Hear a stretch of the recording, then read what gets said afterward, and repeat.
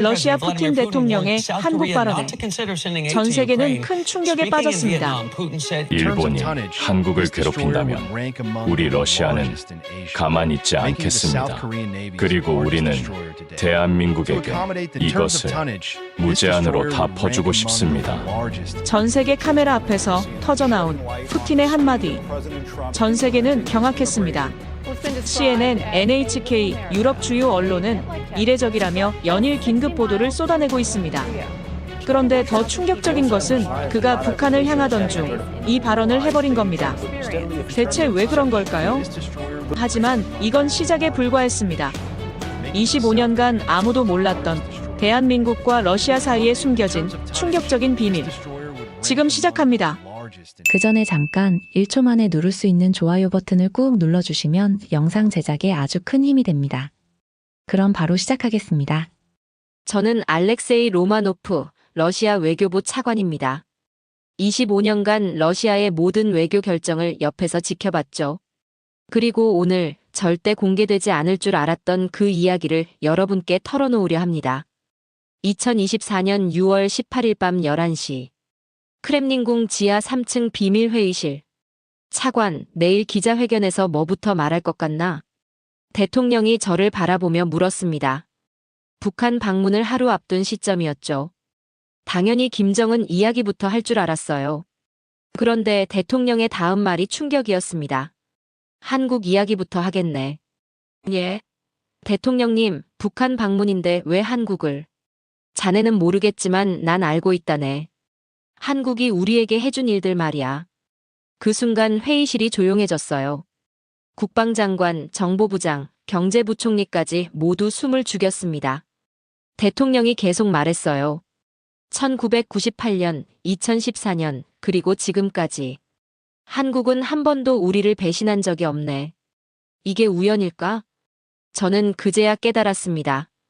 이건 단순한 외교 수사가 아니라는 걸 말이죠. 다음 날 기자회견장. 전 세계 300여 명의 기자들이 몰려들었어요. 모두 북한 관련 질문을 준비하고 있었겠죠. 그런데 대통령의 첫 마디가 이거였습니다. 한국이 한 일, 우리는 알고 있습니다. CNN 기자가 당황한 표정으로 손을 들었어요. 대통령님, 북한이 아닌 한국을 먼저 언급하신 이유가 한국은 특별하다네. 다른 나라들과는 달라. 그 자리에 있던 서방 언론들이 술렁거리기 시작했어요. 뭔가 다른 맥락이 있다는 걸 눈치챈 거죠. 기자회견이 끝나고 저에게 돌아온 질문들이 폭발했습니다. 차관님, 정말 한국이 뭘 한 겁니까? 혹시 비밀 협정이라도 있는 건가요? 왜 하필 이 타이밍에 한국을 언급한 거죠? 저는 대답할 수 없었어요. 아직 때가 아니었거든요. 하지만 이제는 말할 수 있습니다. 러시아가 한국을 바라보는 시선에는 25년간 쌓인 놀라운 비밀이 숨어 있어요. 그리고 그 비밀은 전 세계가 모르는 한국의 진짜 모습과 연결되어 있습니다. 여러분은 아마 놀라실 거예요. 러시아 사람들에게 가장 믿을 만한 아시아 국가가 어디냐고 물어보면 1위가 한국이거든요. 중국이 아니에요. 일본도 아니고 한국입니다. 이상하지 않나요? 러시아는 백인 기독교 국가인데 왜 하필 한국일까요? 2022년 러시아 여론조사기관 브이치옴에서 실시한 설문조사 결과가 충격적이었어요. 아시아에서 가장 호감이 가는 나라에서 한국이 무려 72%로 1위를 차지했습니다. 더 놀라운 건 지역별 결과였어요. 모스크바나 상트페테르부르크 같은 서부 지역보다 시베리아, 극동 지역에서 한국 호감도가 더 높았거든요. 왜죠? 한국과 직접 교류도 별로 없는데. 제가 극동 담당 외교관들에게 물어봤을 때 돌아온 대답이 이거였어요.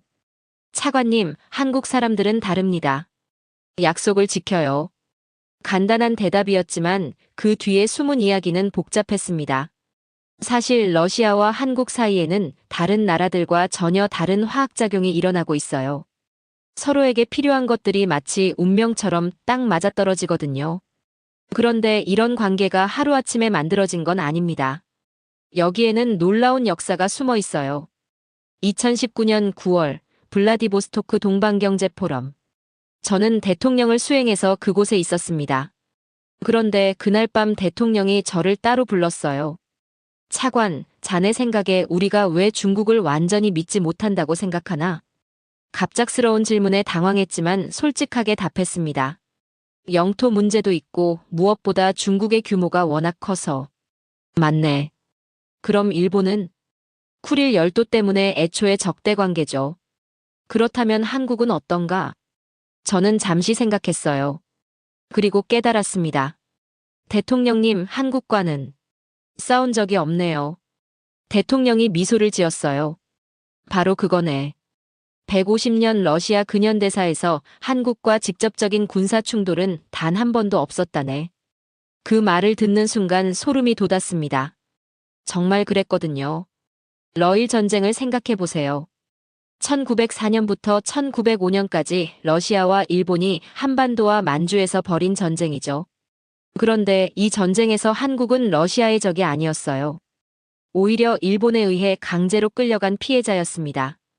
당시 러시아 군인들의 회고록을 보면 흥미로운 기록이 나와요. 조선 사람들은 우리에게 친절했다. 일본군이 오면 숨어 있다가 러시아군에게는 음식을 갖다 주기도 했다. 반대로 일본에 대한 기록은 정반대예요. 일본군은 야만적이었다. 포로를 잔혹하게 다뤘고 민간인도 학살했다. 이때부터 러시아 사람들 마음속에 일본은 적, 조선은 동지라는 인식이 자리 잡기 시작했어요. 더 결정적인 건 영토 문제입니다. 중국을 보세요. 19세기부터 지금까지 러시아와 중국 사이에는 끊임없는 국경 분쟁이 있었어요. 우수리강, 아무르강 일대에서 벌어진 크고 작은 충돌들이 수도 없이 많죠. 1969년 다만스키섬 사건에서는 실제로 총격전까지 벌어졌습니다. 양측에서 수십 명이 죽었어요. 지금도 중국 인구가 동북부로 몰려오는 걸 러시아가 경계하는 이유가 바로 이런 역사 때문이죠. 일본은 더 심각해요. 쿠릴 열도, 즉 일본이 말하는 북방 영토 문제가 아직도 해결되지 않았거든요. 러시아 입장에서는 2차 대전의 정당한 전리품이라고 보지만 일본은 절대 포기하지 않고 있어요. 대통령이 일본 총리들과 만날 때마다 이 문제가 나옵니다. 분위기가 싸늘해지죠. 아베 신조와 만났을 때도 기시다 후미오와 만났을 때도 마찬가지였어요. 그런데 한국은 어떤가요? 한국과 러시아 사이에는 영토 분쟁이 전혀 없어요. 국경도 맞닿아 있지 않고 서로의 영토를 욕심내거나 위협할 이유가 없습니다. 2014년 우크라이나 사태가 터졌을 때 일이에요. 서방 국가들이 러시아에 경제 제재를 가했죠. 그때 아시아 국가들의 반응이 제각각이었어요. 일본은 미국을 따라서 즉시 제재에 동참했습니다. 중국은 표면적으로는 중립을 지켰지만 뒤에서는 러시아의 약화를 은근히 반겼어요. 그런데 한국의 반응은 달랐어요. 제재에는 참여했지만 최소한으로 했고 인도적 지원은 계속 유지했습니다. 더 중요한 건 한국 기업들의 행동이었어요. 당시 저는 경제부총리와 함께 긴급회의를 했습니다. 차관님, 한국 기업들이 철수하지 않네요. 어떤 기업들 말입니까? 삼성, LG, 현대, 대우. 거의 모든 대기업이 러시아 사업을 유지하고 있어요. 정말 놀라웠어요. 미국과 군사동맹을 맺고 있는 한국인데 러시아에서 사업을 계속한다고? 더 신기한 건 한국 정부의 반응이었어요. 기업들을 강제로 철수시키지 않았거든요. 민간 기업의 판단을 존중한다는 입장을 유지했습니다. 그때 제가 한국 주재 러시아 대사에게 연락했어요. 대사님, 혹시 한국 정부와 사전 협의라도 했습니까? 아니요, 차관님. 그냥 한국이 원래 그런 나라예요. 어떤 나라 말입니까? 의리 있는 나라요. 의리. 그 단어가 저에게는 충격이었어요. 러시아 사람들이 가장 중요하게 여기는 가치 중 하나가 바로 의리거든요. 친구가 어려울 때 외면하지 않는 것, 약속을 지키는 것, 신뢰를 배신하지 않는 것. 한국이 바로 그런 나라였습니다. 사실 이런 관계의 뿌리는 더 깊어요. 소련 시절로 거슬러 올라가죠. 1988년 서울 올림픽 때를 기억하시나요? 당시 소련과 한국은 수교도 하지 않은 상태였어요. 그런데 소련이 올림픽에 참가했습니다. 미국이 보이콧한 1980년 모스크바 올림픽에 대한 보복으로 소련도 1984년 로스앤젤레스 올림픽을 보이콧했었는데 서울 올림픽에는 왜 참가했을까요? 당시 고르바초프 서기장의 측근이었던 셰바르드나제 외무장관이 남긴 회고록에 답이 있어요. 한국은 우리를 정치적으로 이용하려 하지 않았다. 순수하게 스포츠 제전을 만들고 싶어 했다. 소련이 서울올림픽 참가를 결정한 건 단순히 스포츠 때문이 아니었어요. 한국에 대한 신뢰 때문이었습니다. 그리고 이 신뢰는 지금까지 이어지고 있어요. 2015년 12월 모스크바 경제부. 저는 급하게 소집된 비상회의에 참석하고 있었습니다. 서방의 경제 제재가 본격화되면서 러시아 경제가 휘청거리고 있던 때였죠. 차관님, 이대로 가면 우리 제조업 완전히 무너집니다. 경제부총리가 절망적인 표정으로 말했어요. 테이블 위에는 충격적인 수치들이 나열되어 있었습니다. 독일 지멘스 철수, 프랑스 르노 생산 중단, 미국 제너럴 일렉트릭 계약 파기. 그런데 차관님, 이상한 게 있어요. 뭔가? 한국 기업들 매출이 오히려 늘고 있습니다. 저는 눈을 의심했어요.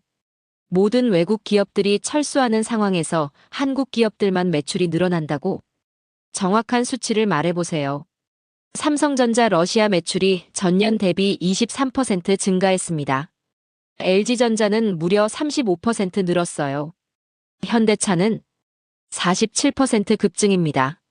러시아 승용차 시장에서 현대기아차 점유율이 20%를 넘어섰어요. 그 순간 저는 깨달았습니다. 이건 우연이 아니라는 걸 말이죠. 다음 날 저는 한국 주재 러시아 대사관에 긴급 전문을 보냈어요. 한국 기업들의 러시아 투자 확대 배경 파악 요청. 일주일 후 돌아온 답변이 충격이었습니다. 한국 정부가 러시아를 신북방 정책의 핵심 파트너로 설정. 기업들에게 러시아 진출 적극 권장 중. 신북방 정책? 처음 듣는 용어였어요. 저는 즉시 한국학 전문가를 불렀습니다. 교수님, 한국의 신북방 정책이 뭡니까?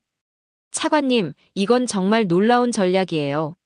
한국이 중국과 일본 사이에서 살 길을 찾기 위해 북방으로 눈을 돌린 겁니다. 북방이라면? 러시아, 몽골, 중앙아시아 말이죠. 특히 러시아와의 협력을 가장 중요하게 보고 있어요. 그제야 퍼즐이 맞춰지기 시작했습니다. 한국의 지정학적 딜레마를 생각해 보세요. 남쪽은 바다, 북쪽은 북한으로 막혀 있죠. 서쪽 중국은 너무 크고 부담스럽고 동쪽 일본과는 역사 문제가 있어요. 그런데 한국이 찾은 돌파구가 바로 러시아였습니다. 2016년 한국 대통령이 러시아 대통령과 만났을 때 일이에요. 저도 그 자리에 있었거든요. 대통령님, 한국과 러시아는 서로에게 꼭 필요한 파트너입니다. 한국 대통령의 말에 러시아 대통령이 관심을 보였어요. 어떤 면에서 그렇게 생각하시는지. 우리는 에너지가 필요하고 당신들은 첨단 기술이 필요하지 않습니까? 정확한 분석이었습니다. 러시아는 세계 천연가스 매장량 1위, 석유 매장량 6위의 에너지 대국이에요. 하지만 문제가 있었죠. 팔 곳이 마땅치 않았거든요. 유럽은 러시아 의존도를 낮추려고 했고 중국은 자체 생산량이 늘고 있었어요. 인도나 동남아시아는 인프라가 부족했죠. 그런데 한국은 달랐습니다. 한국의 에너지 수입 의존도는 무려 94%예요. 거의 모든 에너지를 수입에 의존하고 있죠. 특히 천연가스는 100% 수입입니다. 더 중요한 건 한국의 지리적 위치였어요. 러시아 극동에서 한국까지는 가스관 하나만 연결하면 됩니다. 비용도 중동에서 배로 실어오는 것보다 훨씬 저렴하죠. 실제로 2017년부터 러시아산 가스 도입이 본격화됐어요. 사할린에서 출발한 가스가 동해를 거쳐 한국에 도착했습니다. 차관님, 한국이 러시아산 가스를 얼마나 수입하는지 아세요? 에너지부 관리가 자랑스럽게 말했어요. 연간 150만 톤입니다. 한국 전체 가스 수입량의 6%예요. 숫자로는 많지 않아 보이지만 의미는 컸어요. 중동 의존도를 낮출 수 있는 대안이 생긴 거니까요. 그런데 반대 방향도 마찬가지였습니다. 러시아가 한국에서 수입하는 물건들을 보면 정말 신기해요. 모두 러시아가 만들지 못하거나 잘 만들지 못하는 것들이거든요. 삼성 스마트폰은 러시아에서 점유율 2위예요. 아이폰 다음으로 인기가 많죠. 러시아 사람들이 왜 삼성을 좋아하는지 아세요? 성능 대비 가격이 정확해요. 러시아 사람들 성격과 잘 맞아요. 모스크바 삼성 매장 직원이 한 말입니다. 현대기아차는 더 놀라워요. 러시아 상트페테르부르크에 공장까지 지었거든요. 2010년 문을 연 이 공장에서 나오는 차들이 러시아 전역으로 팔려나가고 있어요. 차관님, 현대차 솔라리스 모델 아세요? 산업부 담당자가 신나서 말했어요. 러시아 택시의 70%가 솔라리스예요. 모스크바 거리에서 가장 많이 보는 차죠. 정말 그랬어요. 제가 모스크바를 다닐 때마다 현대차를 계속 봤거든요. 더 재미있는 건 러시아 사람들의 반응이었어요. 한국 차는 고장이 잘 안 나요. 추운 겨울에도 시동이 잘 걸리고요. 일본 차보다 싸면서도 품질은 거의 비슷해요. 무엇보다 애프터 서비스가 좋아요. 부품 구하기도 쉽고. 이런 평가들이 소셜미디어에 넘쳐났습니다. 가전제품도 마찬가지예요. LG 세탁기, 삼성 냉장고가 러시아 가정의 필수품이 됐죠. 특히 LG 세탁기는 러시아에서 점유율 1위를 차지했어요. 러시아의 혹독한 겨울과 여름을 견딜 수 있도록 특별히 설계된 모델들이 인기를 끌었죠. 2018년 저는 직접 상트페테르부르크 LG 서비스 센터를 방문했어요. 어떤 점이 러시아 사람들에게 어필하나요? 내구성이에요, 차관님. 러시아는 기후가 극단적이잖아요. 영하 30도에서 영상 35도까지 변하는데 한국 제품들이 이런 환경을 잘 견뎌요. 한국 기업들이 러시아 시장을 공부한 결과였습니다. 하지만 가장 놀라운 건 조선업이었어요. 러시아는 세계에서 가장 긴 해안선을 가진 나라지만 조선업이 취약했어요. 소련 붕괴 이후 조선소들이 대부분 문을 닫았거든요. 그런데 한국 조선업체들이 러시아에 진출하면서 상황이 바뀌었어요. 2019년 대우조선해양이 러시아 즈베즈다 조선소와 손잡고 대형 유조선을 건조하기 시작했습니다. 러시아가 북극 항로 개발에 필요한 아이스클래스 선박을 한국 기술로 만든 거예요. 차관님, 이거 정말 대단해요. 조선 담당 관리가 흥분해서 말했어요. 우리가 북극에서 석유를 뽑아서 한국이 만든 배로 실어 나르는 겁니다. 완벽한 분업이죠. 정말 그랬어요. 러시아의 자원과 한국의 기술이 만나니까 1 더하기 1이 3이 되는 효과가 났습니다. 그런데 이런 협력이 단순히 경제적 이익 때문만은 아니었어요. 더 깊은 차원의 전략적 계산이 있었죠. 한국 입장에서는 중국과 일본 사이에서 균형을 잡을 수 있는 카드가 필요했어요. 러시아가 바로 그 카드였습니다. 러시아 입장에서는 서방의 견제를 뚫고 아시아로 진출할 수 있는 교두보가 필요했어요. 한국이 바로 그 교두보였죠. 2020년 코로나가 터졌을 때 이런 관계의 진가가 드러났습니다. 1998년 8월 17일. 러시아 역사상 최악의 날 중 하나였습니다. 저는 그때 외교부 막내 사무관이었어요. 그날 아침 출근하자마자 난리가 났습니다. 로마노프, 당장 경제부로 가라. 과장이 다급하게 소리쳤어요. 뭔 일인지도 모르고 뛰어갔죠. 경제부 건물 앞에는 기자들이 우글거렸어요. 카메라 플래시가 터지고 리포터들이 흥분해서 떠들어댔습니다. 루블화 가치 75% 폭락. 러시아 정부 디폴트 선언. 외국 투자자들 대규모 철수 시작. 그제야 상황을 파악했어요. 러시아가 망했구나. 경제부 회의실에 들어가니 장관들이 좌절한 표정으로 앉아 있었어요. 얼마나 많은 외국 기업들이 철수한다고? 거의 다요, 장관님. 독일, 프랑스, 미국, 영국. 주요 투자국들이 모두 발을 빼고 있습니다. 일본은 이미 어제부터 철수 시작했어요. 그때 한 관리가 조심스럽게 말했어요. 장관님, 그런데 한국은 좀 다른 것 같습니다. 어떻게 다르다는 거야? 철수한다는 발표가 없어요. 오히려 현지 법인들이 평상시처럼 운영되고 있습니다. 모두가 고개를 갸웃했어요. 다른 나라들은 앞다퉈 도망가는데 한국만 남는다고? 저는 그날 저녁 직접 모스크바 시내를 돌아다녔습니다. 정말 궁금했거든요. 외국 기업들이 몰려있던 트베르스카야 거리는 텅 비어 있었어요. 간판들이 하나둘 내려지고 있었죠. 그런데 놀라운 광경을 봤습니다. 삼성 매장에 불이 켜져 있었어요. 직원들이 평상시처럼 손님을 받고 있었습니다. 여기 아직도 장사해요? 제가 물어보니까 매장 직원이 웃으면서 답했어요. 네, 당연하죠. 왜 문을 닫아요? 다른 나라 기업들은 다 철수하던데요. 저희는 다릅니다. 본사에서 계속 하라고 했어요. 정말 신기했어요. 루블화가 휴지 조각이 되고 경제가 완전히 무너졌는데도 한국 기업들이 버티고 있다니.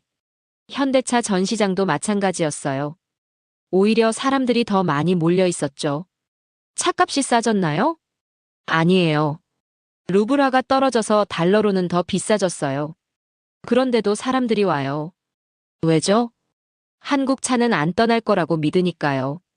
나중에 애프터 서비스 받을 수 있다고 생각하는 거죠. 그 말을 듣는 순간 소름이 돋았어요. 신뢰. 바로 그거였습니다. 다음 날 출근해서 보고했죠. 과장님, 한국 기업들 정말 안 떠나요. 확실해? 직접 봤습니다. 오히려 장사를 더 열심히 해요. 과장도 놀란 표정이었어요. 저 일본 기업들 상황도 알아봤는데요. 어떻더냐? 도요타, 혼다, 소니 모두 철수 준비 중입니다. 직원들 다 해고하고 자산 정리하고 있어요. 그럼 미국은? 맥도날드, 코카콜라는 이미 문 닫았어요. 제너럴 모터스도 생산 중단했고요. 독일은? 폴크스바겐, 지멘스 모두 철수 발표했습니다. 그런데 한국만 달랐어요. 아니, 정확히는 한국만 반대로 움직였습니다. 2주 후 더 놀라운 소식이 들어왔어요. 과장님, LG전자가 러시아에 공장 짓는다고 합니다. 뭐라고? 지금 이 상황에? 네, 모스크바 근교에 세탁기 공장을 건설한다고 해요. 정말 미친 짓이라고 생각했어요. 나라가 망해가는데 공장을 짓는다고? 하지만 6개월 후 깨달았습니다. 그들이 천재였다는 걸 말이죠. 1999년 러시아 경제가 서서히 회복되기 시작했어요. 유가가 오르면서 상황이 좋아진 거죠. 그런데 시장을 장악한 건 누구였을까요? 바로 한국 기업들이었습니다. 경쟁자들이 모두 도망간 사이에 한국 기업들이 시장을 독식한 거예요. 삼성전자 러시아 시장 점유율이 무려 35%까지 올라갔습니다. 위기 이전에는 15%였는데 말이죠. 현대차는 더 대단했어요. 러시아 승용차 시장에서 3위까지 올라섰습니다. LG는 어떨까요? 세탁기 시장 점유율 1위를 차지했어요. 그때 저는 깨달았습니다. 이건 단순한 사업 판단이 아니었구나. 2000년 푸틴이 대통령에 취임했을 때 일이에요. 제가 수행원으로 따라갔는데 대통령이 저에게 말했습니다. 로마노프, 한국 기업들 기억하나? 예, 대통령님. 1998년에 남아있던 그 회사들 말이야. 네. 진짜 친구는 어려울 때 알 수 있다고 하지 않나. 한국이 바로 그런 친구였어. 그 말씀이 지금도 생생해요. 2014년에 비슷한 일이 또 일어났습니다. 우크라이나 사태로 서방의 경제 제재가 시작됐을 때 말이죠. 저는 그때 이미 차관이 되어 있었어요. 위기관리 회의에 참석했죠. 차관님, 외국 기업들 철수 현황입니다. 경제부 관리가 보고서를 내밀었어요. 독일 지멘스, 프랑스 르노, 미국 제너럴 일렉트릭. 주요 기업들이 줄줄이 철수하고 있습니다. 또 그 상황이 벌어진 거예요. 1998년의 재현이었습니다. 그럼 한국은? 제가 물어봤죠. 뻔한 질문이었지만 확인하고 싶었거든요. 한국은 오히려 투자를 늘리고 있습니다. 뭐라고? 삼성이 러시아 법인 증자를 결정했어요. 현대차는 상트페테르부르크 공장 증설을 발표했고요. 16년 전과 똑같은 패턴이었습니다. 저는 그날 밤 한국 대사를 불렀어요. 대사님, 솔직히 물어보겠습니다. 본국에서 특별한 지시라도 내렸나요? 아니요, 차관님. 그냥 우리가 원래 그런 나라예요. 어떤 나라 말입니까? 한번 친구가 되면 끝까지 가는 나라요. 그 말을 듣는 순간 가슴이 뭉클했어요. 2015년 러시아 언론들이 특집 기사를 냈습니다. 위기의 친구, 한국이라는 제목으로 말이죠. 이즈베스차 신문에 실린 기사 내용이 인상적이었어요. 1998년과 2014년 두 번의 경제 위기를 겪으면서 러시아는 진짜 친구가 누구인지 알게 됐다. 미국도 독일도 일본도 모두 등을 돌렸을 때 한국만은 우리 곁에 남아 있었다. 코메르산트 신문은 더 직설적이었어요. 한국은 러시아의 유일한 진정한 파트너다. 이익이 있을 때만 가까이 오는 나라들과는 차원이 다르다. 러시아 사람들의 댓글도 뜨거웠습니다. 한국 제품만 사야겠다. 위기 때 남아준 친구를 잊으면 안 된다. 한국은 정말 의리 있는 나라다. 하지만 가장 감동적이었던 건 따로 있었어요. 2016년 어느 날 대통령이 저를 개별적으로 불렀습니다. 차관, 한국 사람들이 왜 그렇게 하는지 아나? 어떤 걸 말씀하시는 건지요? 위기 때 떠나지 않는 것 말이야. 저는 잠시 생각했어요. 그리고 답했습니다. 대통령님, 아마 한국 사람들에게는 의리가 돈보다 중요한 것 같습니다. 대통령이 고개를 끄덕였어요. 맞는 것 같네. 러시아 사람들과 비슷해. 그래서 마음이 통하는 건가? 그 순간 저는 확신했습니다. 러시아와 한국 사이의 특별한 관계는 단순한 경제적 이익을 넘어선 것이라고 말이죠. 하지만 이런 의리만으로는 설명되지 않는 부분들이 있었어요. 한국이 러시아에서 얻은 건 단순한 시장 점유율 이상이었거든요. 2017년 가을, 모스크바 크렘린궁에서 있었던 일입니다. 러시아 대통령과 한국 대통령의 정상회담을 준비하고 있었어요. 그런데 예상치 못한 에피소드가 벌어졌습니다. 차관님, 대통령님이 한국 과자를 드시고 싶다고 하시네요. 비서실장이 당황한 표정으로 말했어요. 한국 과자요? 무슨 과자 말입니까? 초코파이요. 러시아에서 파는 그 초코파이 말입니다. 저는 웃음이 터졌어요. 국가 간 정상회담을 앞두고 초코파이 얘기라니. 비서실장님, 혹시 농담이신가요? 아니에요. 진짜로 드시고 싶다고 하셨어요. 러시아 사람들이 그렇게 좋아한다면서요. 정말 놀라웠어요. 푸틴 대통령이 초코파이를 알고 계신다니. 그날 저녁 저는 모스크바 시내 편의점들을 돌아다녔습니다. 대통령이 말씀하신 초코파이가 정말 있는지 확인하려고요. 첫 번째 편의점에 들어가자마자 눈에 띄었어요. 선반 한쪽을 가득 차지하고 있는 초코파이들이 말이죠. 이거 많이 팔려요? 점원에게 물어봤더니 의외의 답이 돌아왔어요. 차관님, 이거 러시아에서 제일 인기 있는 과자예요. 하루에 몇십 개씩 나가요. 정말요? 네, 특히 아이들이 정말 좋아해요. 어른들도 많이 사가고요. 신기해서 다른 편의점도 가봤어요. 어디든 마찬가지였습니다. 초코파이가 가장 눈에 띄는 자리에 진열되어 있었어요. 이거 언제부터 이렇게 인기였나요? 한 10년 전부터요? 처음엔 사람들이 뭔지 몰랐는데 한번 먹어본 사람들이 계속 찾더라고요. 집에 와서 인터넷을 검색해봤어요. 정말 놀라운 사실들이 나왔습니다. 오리온 초코파이가 러시아에서 2007년부터 판매되기 시작했는데 2017년 기준으로 러시아 초콜릿 과자 시장 점유율 3위를 차지했더라고요. 더 놀라운 건 러시아 소셜미디어였어요. VK에서 초코파이를 검색하니까 게시물이 수만 개나 나왔습니다. 초코파이 없으면 못 살겠어요. 한국 과자가 이렇게 맛있을 줄 몰랐어요. 초코파이 먹으면서 한국 드라마 보는 게 요즘 취미예요. 댓글들을 보니까 정말 신기했어요. 단순히 과자를 좋아하는 게 아니라 한국 문화 전체에 대한 호감으로 이어지고 있었거든요. 다음 날 오리온 러시아 법인장을 만났습니다. 법인장님, 러시아에서 초코파이가 이렇게 인기인 줄 몰랐어요. 차관님, 이건 시작에 불과해요. 작년 매출이 전년 대비 40% 증가했거든요. 40%요? 네, 그것도 별다른 마케팅 없이요. 입소문만으로 이렇게 늘어난 거예요. 러시아 사람들이 왜 이렇게 좋아하는 것 같아요? 한국적인 맛이라고 해야 할까요? 너무 달지도 않고 너무 진하지도 않고. 러시아 사람들 입맛에 딱 맞는 것 같아요. 흥미로워서 더 파봤어요. 초코파이만이 아니었거든요. 팔도 도시락면도 러시아에서 대박이었어요. 2015년부터 수출이 시작됐는데 러시아 컵라면 시장에서 빠르게 점유율을 늘려가고 있었습니다. 러시아 사람들이 왜 한국 라면을 좋아하는지 아세요? 팔도 러시아 수출 담당자가 설명해줬어요. 맛이 복합적이에요. 기존 러시아 라면들은 단순하거든요. 그런데 한국 라면은 매콤하면서도 깊은 맛이 나요.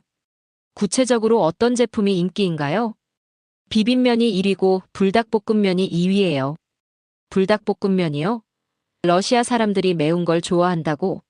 러시아 사람들이 매운 음식을 잘 먹나요? 원래는 안 먹었어요. 그런데 한류 붐이 일면서 한국 음식에 관심이 생긴 거죠.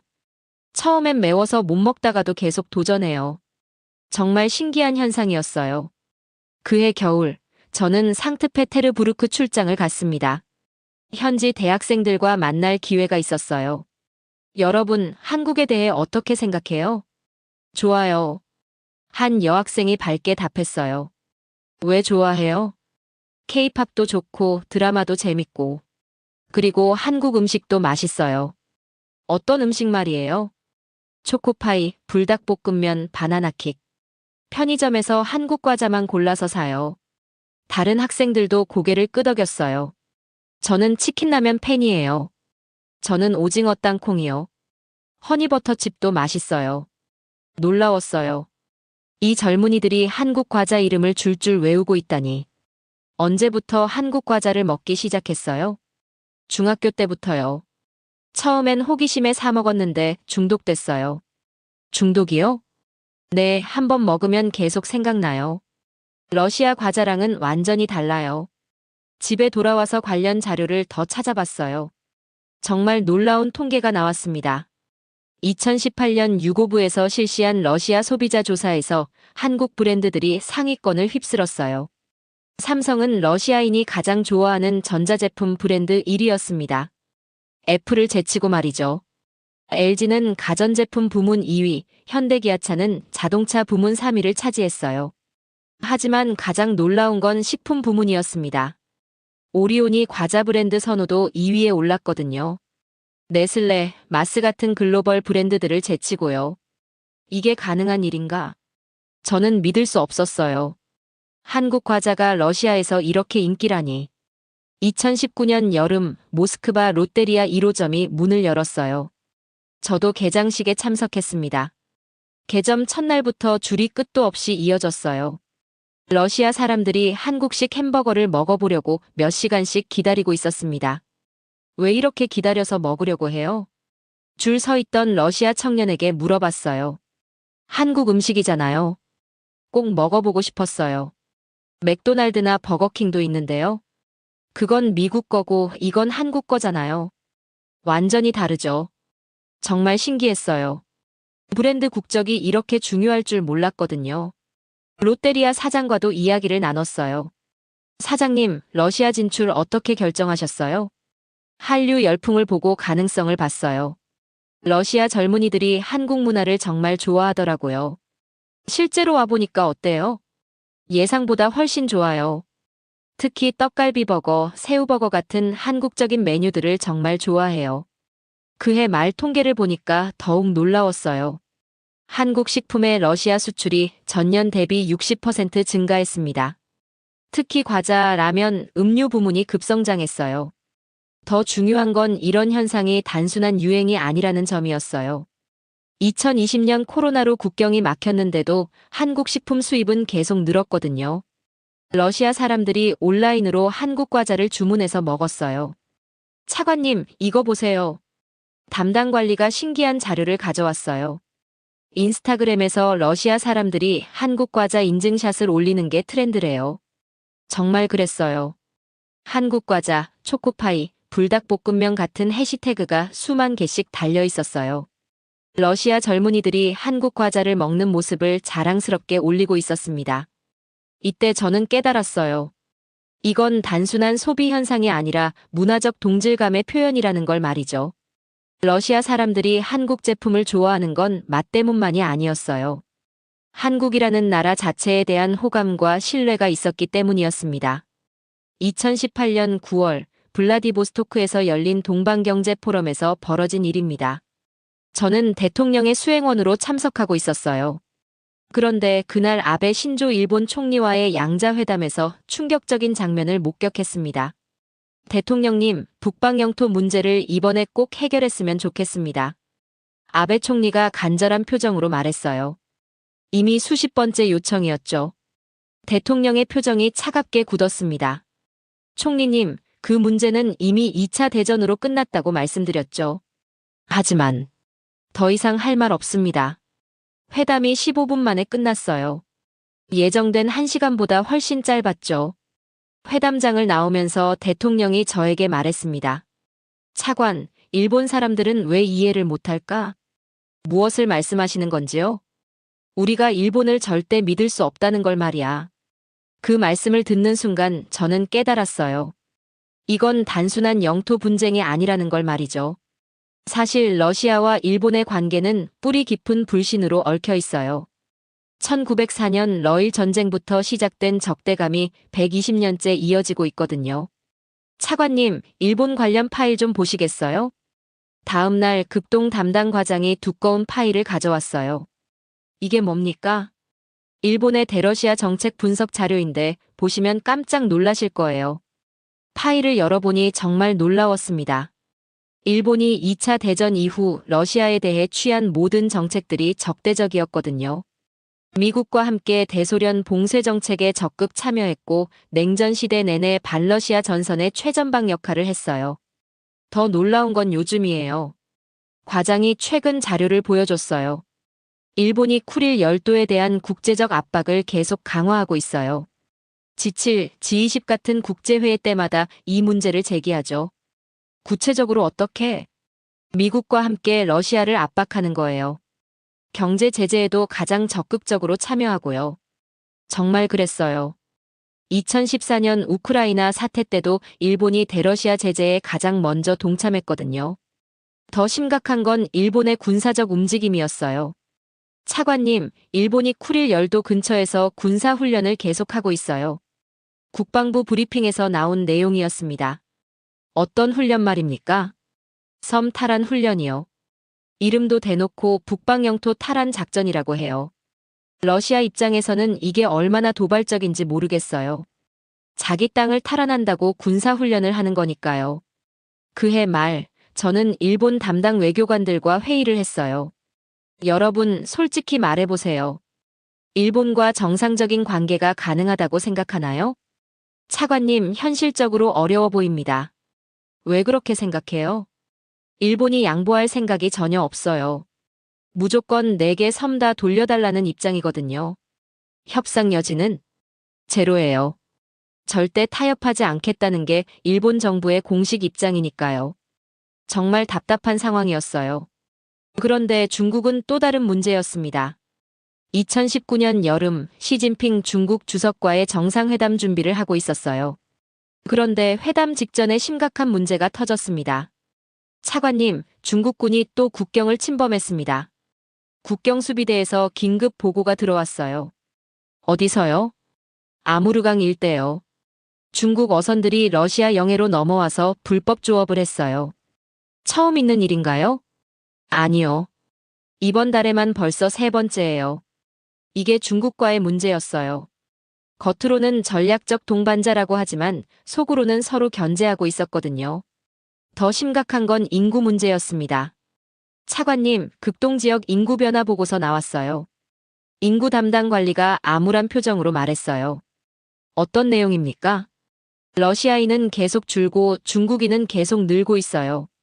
구체적인 수치는 블라디보스토크 인근에 거주하는 중국인이 지난 10년간 300% 증가했습니다. 정말 충격적이었어요.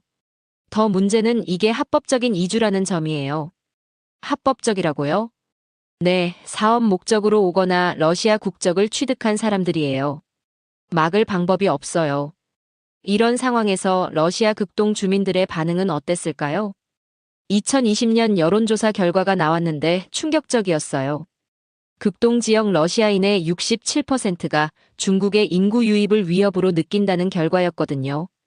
왜 그렇게 생각하는지 조사했나요? 네, 주된 이유가 3가지예요. 말씀해보세요. 첫째, 일자리를 중국인들이 차지한다는 것. 둘째, 부동산 가격이 올라간다는 것. 셋째, 언젠가 이 지역이 중국 땅이 될 수도 있다는 불안감이에요. 마지막 이유가 가장 심각했어요. 실제로 중국의 일부 역사학자들이 연해주 지역을 중국의 옛 땅이라고 주장하고 있었거든요. 차관님, 중국 인터넷에서 연해주를 뭐라고 부르는지 아세요? 뭐라고 부른다는 거죠? 둥베이 외만주라고 해요. 동북 지역의 바깥쪽 만주라는 뜻이죠. 이런 식으로 중국이 러시아 영토에 대해 은근히 영토적 야욕을 드러내고 있었어요. 경제 문제도 심각했습니다. 차관님, 중러 무역 구조 보셨어요? 경제부 관리가 걱정스러운 표정으로 물어봤어요. 어떤 점이 문제입니까? 러시아는 원자재만 팔고 중국은 완제품만 파는 구조예요. 완전히 종속적이라고 볼 수 있어요. 실제로 통계를 보니까 정말 그랬어요. 러시아가 중국에 수출하는 건 석유, 가스, 목재 같은 원자재가 90% 이상이었어요. 반대로 중국에서 수입하는 건 전자제품, 의류, 기계류 같은 고부가가치 제품들이었죠. 이런 구조가 계속되면 러시아가 중국의 원자재 공급 기지로 전락할 수 있어요. 정말 심각한 문제였습니다. 그런데 이 시점에서 한국을 생각해 보니까 완전히 달랐어요. 차관님, 한국과는 정말 다르네요. 어떤 점에서? 한국은 우리 영토를 침범한 적도 없고 영토 주장을 한 적도 없어요. 맞습니다. 게다가 무역 구조도 상호 보완적이에요. 우리가 에너지를 주면 한국이 기술을 주는 식으로요. 한국과는 진짜 윈윈 관계였어요. 그리고 한국은 우리를 압박한 적이 없어요. 어떤 의미죠? 일본처럼 영토 반환을 요구하지도 않고 중국처럼 인구로 압박하지도 않아요. 정말 그랬어요. 한국은 러시아에게 부담을 주지 않는 유일한 이웃이었습니다. 2021년 저는 대통령에게 직접 물어봤어요. 대통령님, 동아시아 3국 중에서 어느 나라를 가장 신뢰하시나요? 대통령이 주저없이 답했습니다. 한국이지. 이유가 있으신가요? 일본은 미국의 앞잡이고 중국은 언젠가 우리를 삼킬 놈들이야. 한국만이 진정한 파트너지. 그 말씀이 모든 걸 설명해줬어요. 러시아가 한국을 특별하게 보는 이유는 단순했습니다. 한국만이 러시아를 위협하지 않는 유일한 이웃이었거든요. 일본은 영토를 요구하고 중국은 영토를 넘보고 있지만 한국은 그런 게 전혀 없었어요. 오히려 한국은 러시아가 어려울 때마다 도움을 주는 나라였습니다. 그래서 러시아 사람들이 한국을 특별하게 여기는 거예요. 이해관계를 넘어선 진정한 신뢰가 있는 거죠. 2019년 7월 4일 모스크바 외교부 청사. 그날은 제가 차관으로서 가장 당황스러운 하루 중 하나였습니다. 일본 대사가 긴급 면담을 요청해 왔거든요. 차관님, 야마다 대사가 매우 급한 일이라고 하네요. 비서가 걱정스러운 표정으로 말했어요. 무슨 일인지 들었나? 독도 표기 문제라고 합니다. 독도요? 갑자기 왜 독도가? 일본 대사가 들어오자마자 바로 본론을 꺼냈어요. 차관님, 러시아 해양부에서 발행한 최신 해도를 보셨습니까? 아니요, 무슨 문제라도. 독도가 독도로 표기되어 있습니다. 야마다 대사의 얼굴이 상당히 굳어 있었어요. 그게 문제가 되나요? 물론입니다. 국제적으로는 리앙쿠르 록스나 다케시마로 표기하는 것이 맞습니다. 저는 속으로 웃음이 났어요. 일본이 러시아에까지 와서 독도 표기를 바꿔달라고 요청하다니. 대사님, 그건 우리 해양부 소관입니다. 제가 확인해보고 연락드리겠습니다. 야마다 대사가 나간 후 저는 즉시 해양부에 전화했어요. 국장님, 최신 해도에서 독도를 어떻게 표기했습니까? 독도로 했는데요, 뭔 문제라도. 일본 대사가 항의하러 왔어요. 아, 그랬군요. 근데 차관님, 우리가 왜 일본 말을 들어야 하죠? 정말 그랬어요. 러시아가 왜 일본의 요구를 들어야 하나요? 혹시 다른 나라들은 어떻게 표기하고 있나요? 한국은 당연히 독도, 미국이나 유럽은 리앙쿠르 록스, 중국은 독도에 가까운 표기를 써요. 그럼 우리는 왜 독도로? 한국 측 자료가 가장 정확했거든요. 그리고 솔직히 말하면 일본 편을 들 이유가 없잖아요. 그 말을 듣는 순간 저는 깨달았어요. 이건 단순한 표기 문제가 아니라는 걸 말이죠. 다음 날 관련 부서 회의를 소집했습니다. 여러분, 독도 표기 문제에 대한 우리 입장을 정리해 봅시다. 차관님, 사실 이게 처음이 아니에요. 극동 담당 국장이 말했어요. 무슨 뜻입니까? 2015년에도 일본이 같은 요청을 해왔어요. 그때도 거절했고요. 이유가 있었나요? 한국과의 관계를 고려한 거죠. 굳이 한국을 자극할 필요가 없었거든요. 정말 흥미로웠어요. 러시아가 한국을 배려한 거였죠. 그리고 차관님, 더 중요한 건 이거예요. 해양부 담당자가 자료를 내밀었어요. 독도 주변 해역에서 러시아와 한국이 공동 해양 조사를 하고 있거든요. 언제부터요? 2017년부터요. 매년 여름에 합동조사팀이 나가서 해양 생태계 연구를 해요. 일본은 참여 안 하나요? 초청했는데 거부했어요. 독도를 한국 영토로 인정하는 것 같아서 안 된다면서요. 이런 상황에서 러시아가 일본 편을 들 이유가 없었죠.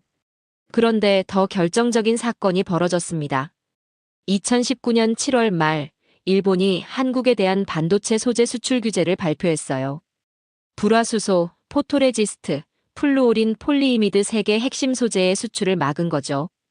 그날 밤 저는 긴급 보고를 받았습니다. 차관님, 일본이 한국의 경제 보복을 시작했습니다. 어떤 내용인가요? 반도체 핵심 소재 수출을 중단한다고 해요. 한국이 타격이 클까요? 엄청나죠. 삼성, SK하이닉스 같은 회사들이 생산을 못할 수도 있어요. 그 순간 저는 직감했어요. 기회가 왔구나. 다음 날 아침, 저는 화학공업부 장관에게 전화했어요. 장관님, 불화수소 생산 현황이 어떻습니까? 충분해요, 차관님. 우리가 세계 2위 생산국이거든요. 한국에 수출할 수 있나요?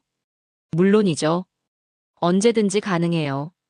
품질은 일본 제품보다 좋을 수도 있어요. 순도가 더 높거든요. 바로 그거였어요. 점심시간에 저는 한국 대사를 불렀습니다. 대사님, 일본의 수출 규제 때문에 고생이 많으시죠? 네, 차관님. 정말 어려운 상황이에요. 우리가 도울 수 있을 것 같은데요. 어떻게요? 불화수소 공급 말입니다. 한국 대사의 눈이 번쩍 뜨였어요. 정말요? 가능한가요? 물론입니다. 수량 제한도 없고 가격도 일본보다 저렴하게 해드릴 수 있어요. 언제부터 가능하죠? 내일부터도 가능해요. 정말 그랬어요.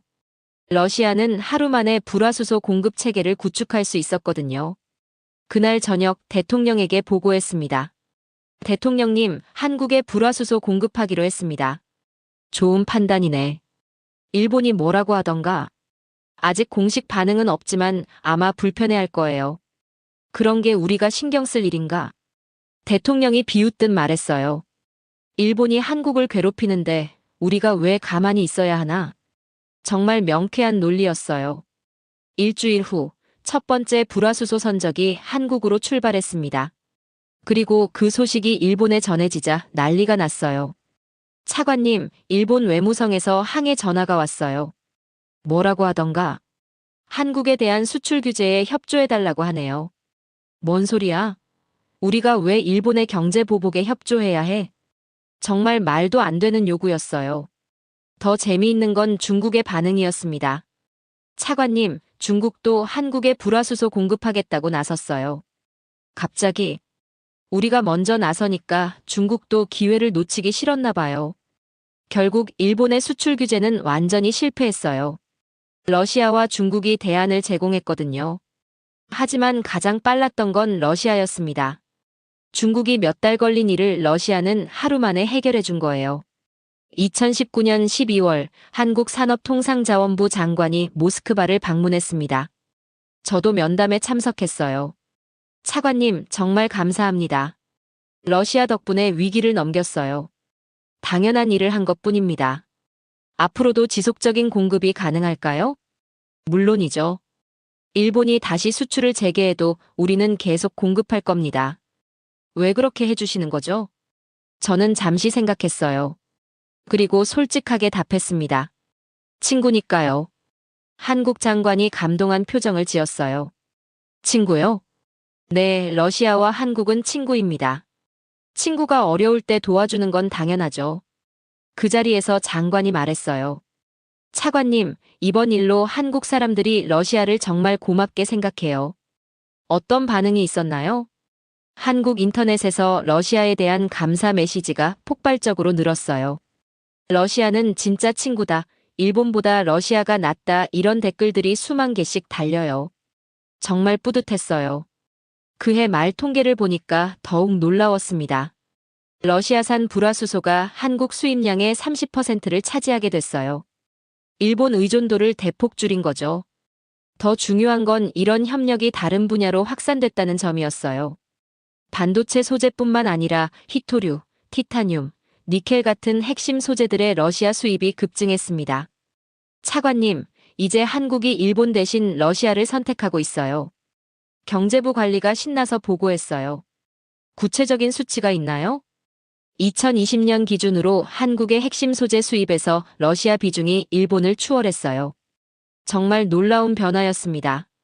그리고 이 모든 일의 시작은 독도 표기 문제였어요. 러시아가 독도라고 쓴 게 시작이었죠. 일본은 작은 표기 하나까지 바꾸려고 했지만 러시아는 한국을 배려했어요. 그리고 그 배려가 거대한 경제 협력으로 이어진 거죠. 이때 저는 확신했습니다. 러시아와 한국의 관계는 단순한 이해관계를 넘어선 무언가가 있다고 말이죠. 2024년 6월 19일 평양 순안공항. 대통령의 북한 방문 마지막 날이었습니다. 저는 수행단의 한 명으로 그 역사적인 순간을 지켜보고 있었어요.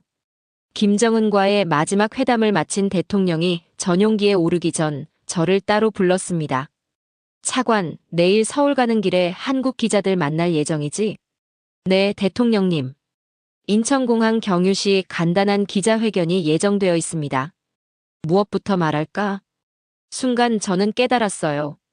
대통령이 진짜 하고 싶은 말이 따로 있다는 걸 말이죠. 한국 이야기부터 하시는 게 어떨까요? 대통령이 미소를 지었어요. 역시 자네가 나를 가장 잘 아는군. 다음 날 인천공항. 전 세계 언론이 몰려들었습니다. 북한과의 정상회담 결과를 듣기 위해서였죠. 그런데 대통령의 첫마디가 모든 사람을 놀라게 했어요. 한국이 한 일, 우리는 알고 있습니다. CNN 기자가 당황한 표정으로 손을 들었어요. 대통령님, 북한이 아닌 한국을 먼저 언급하신 이유가 무엇입니까? 한국은 러시아에게 특별한 나라입니다.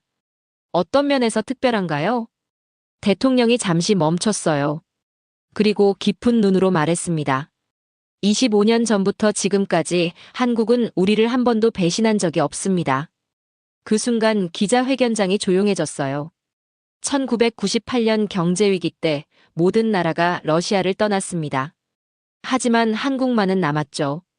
2014년 제재 때도 마찬가지였습니다. 한국 기업들은 끝까지 우리와 함께했어요.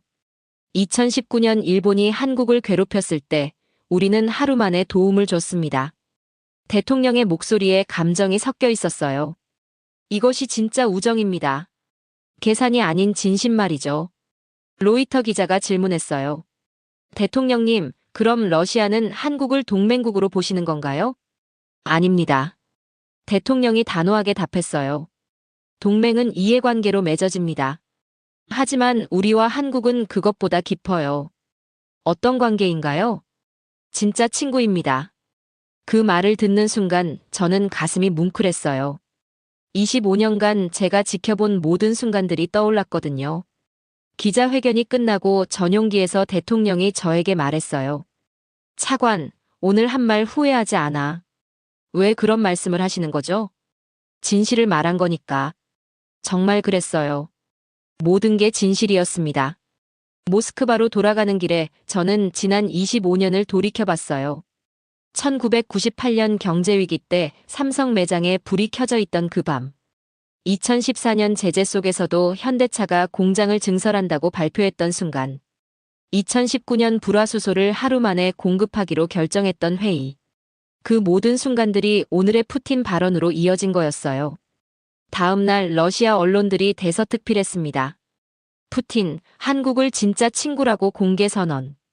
25년 우정, 드디어 공식 인정. 러시아의 유일한 진정한 아시아 파트너, 한국.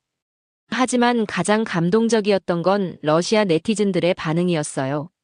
맞아, 한국은 정말 의리 있는 나라야. 위기 때 남아준 친구를 잊으면 안 돼. 한국 제품만 사야겠다. 한국 사람들 보고 있나? 고마워. 수만 개의 댓글이 올라왔습니다. 한국 반응도 폭발적이었어요. 러시아가 우리를 이렇게 생각하고 있었구나. 일본보다 러시아가 훨씬 나은 친구네. 푸틴의 진심이 느껴진다. 앞으로 러시아랑 더 친하게 지내자. 정말 뜨거운 반응이었어요. 그날 저녁 저는 가족들과 저녁을 먹으면서 이야기했습니다. 여보, 오늘 대통령이 한국을 진짜 친구라고 했어. 제 아내가 놀란 표정을 지었어요. 정말? 공개적으로? 응, 전 세계 언론 앞에서. 왜? 정말 그렇게 생각하시거든. 아내가 고개를 끄덕였어요. 당연하지. 당신이 25년간 한국 담당하면서 얼마나 좋은 이야기들을 해줬는데. 어떤 이야기들? 한국 사람들이 얼마나 신의가 있는지, 약속을 잘 지키는지, 어려울 때 도와주는지. 듣고 있으면 정말 좋은 나라 같더라고. 제가 무의식 중에 한국을 좋게 말하고 있었던 거예요. 그리고 당신이 서울에서 근무할 때 우리 딸 낳았잖아. 한국은 우리에게도 특별한 나라야. 맞아요. 제 큰딸이 서울에서 태어났거든요. 2006년이었어요. 한국 사람들이 얼마나 친절했는지 지금도 기억해. 아기 낳을 때 병원 간호사들이 얼마나 잘해줬는데. 외국인인 우리한테도 자기 가족처럼 대해줬지. 정말 그랬어요. 한국에서의 2년은 제 인생에서 가장 따뜻한 시간 중 하나였습니다. 여보, 나 이제 확신해. 뭘? 러시아와 한국은 정말 오래 갈 거야. 이런 관계는 쉽게 무너지지 않아. 다음 주 출근해서 부하 직원들과 이야기했어요. 여러분, 대통령이 한국을 진짜 친구라고 한 게 화제네요. 차관님, 정말 멋있었어요. 우리가 25년간 쌓아온 관계의 결실이죠. 젊은 외교관 한 명이 질문했어요. 차관님, 앞으로도 이런 관계가 계속될까요? 물론이지. 이제 시작이야. 어떤 의미인가요? 지금까지는 경제 협력이 중심이었다면 앞으로는 더 깊어질 거야. 정말 그렇게 생각했어요. 한국의 기술과 러시아의 자원이 만나면 무한한 가능성이 있었거든요. 구체적으로 어떤 분야에서요? 우주개발, 인공지능, 신에너지, 미래 산업 전 분야에서 협력할 수 있어. 한국이 그런 기술을 가지고 있나요? 당연하지. 한국은 이미 세계 최고 수준이야. 정말 그랬어요. 한국의 기술력은 세계적이었습니다. 그해 말 연말 회고를 하면서 저는 깨달았어요. 2024년은 러시아와 한국 관계사에서 터닝포인트가 되는 해라는 걸 말이죠. 대통령의 진짜 친구 발언은 25년간 쌓인 신뢰의 공식 선언이었어요. 이제 두 나라는 숨길 이유가 없어졌습니다. 서로를 소중한 파트너로 여긴다는 걸 전 세계에 알린 거니까요. 2025년 새해가 되면서 저는 새로운 다짐을 했어요. 앞으로 10년, 20년 후에도 러시아와 한국이 지금처럼 좋은 관계를 유지할 수 있도록 최선을 다하겠다고 말이죠. 왜냐하면 저는 알고 있거든요. 진정한 우정이 얼마나 소중한지를 말이에요. 국가 간의 관계에서도 마찬가지예요. 이해관계로만 맺어진 관계는 언제든 깨질 수 있어요. 하지만 진심과 신뢰로 쌓인 관계는 어떤 시련이 와도 견딜 수 있습니다. 러시아와 한국이 바로 그런 관계예요. 25년 전 어려웠던 러시아에게 한국이 보여준 의리, 지난 수십 년간 서로에게 보여준 일관된 신뢰, 그리고 지금도 계속되고 있는 상호 존중. 이 모든 것이 만들어낸 특별한 유대감이 바로 진짜 우정입니다. 앞으로도 이 우정은 계속될 거예요. 그리고 저는 그 증인이자 동시에 만들어가는 사람 중 하나라는 게 자랑스럽습니다. 여러분도 기억해 주세요. 러시아 사람들이 한국을 어떻게 생각하는지를 말이에요. 우리는 동맹이 아닙니다. 동맹보다 더 깊은 관계죠. 우리는 진짜 친구입니다. 여러분, 저는 오늘 25년간의 경험을 바탕으로 이 이야기를 들려드렸습니다. 그리고 이제 확신을 갖고 말씀드릴 수 있어요. 국경과 이념을 넘어선 진정한 우정. 그것이 한국과 러시아를 하나로 만든 힘이었습니다. 화려한 외교 수사도 아니었고 거대한 자본의 힘도 아니었어요.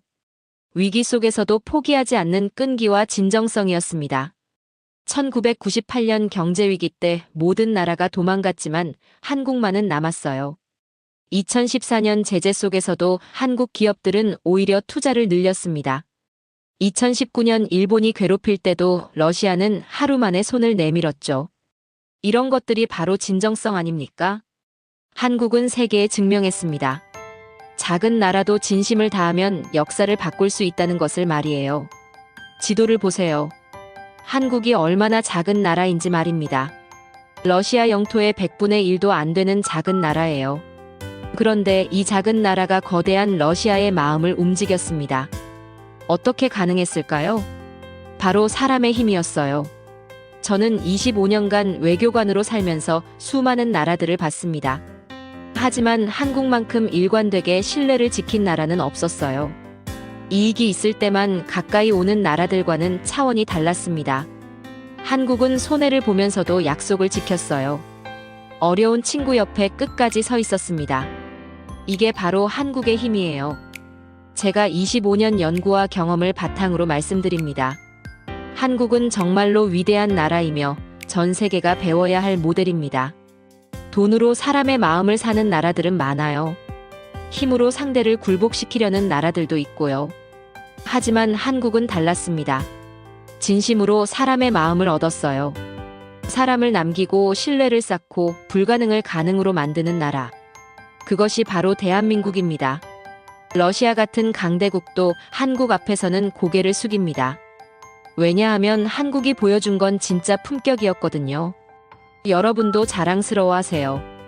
여러분이 살고 있는 이 나라가 얼마나 멋진 나라인지를 말이에요. 세계 어디에 내놔도 떳떳한 정말 아름다운 나라입니다. 앞으로도 이런 한국이길 바라며 한국과 러시아의 우정이 영원하길 기원합니다. 그리고 댓글로 여러분의 자부심을 들려주세요. 우리나라가 이렇게 멋진 나라였구나 하는 마음으로 말이에요. 오늘의 사연은 여기까지입니다. 구독과 좋아요는 영상 제작에 아주 큰 힘이 됩니다. 지금까지 감동테라스 저는 소희였습니다. 오늘도 우리 구독자님들의 가정에 따뜻한 행복이 가득하시길 진심으로 바라겠습니다. 긴 영상 끝까지 시청해주셔서 정말 감사합니다. 내일 더 좋은 이야기로 찾아뵙겠습니다. 감사합니다.